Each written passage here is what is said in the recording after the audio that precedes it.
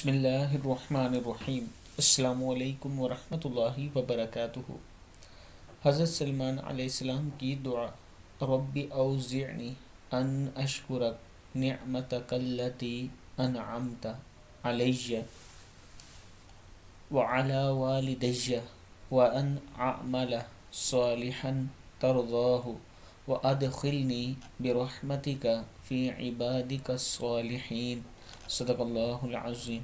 اے میرے رب، مجھے توفیق عطا فرما کہ میں تیری ان نعمتوں کا شکر ادا کر سکوں جو تو نے میرے اور میرے والدین پر کی ہیں، اور مجھے توفیق عطا فرما ایسے نیک اعمال کروں جو تجھے پسند ہوں، اور اپنی رحمت سے مجھے اپنے نیک بندوں میں داخل فرما۔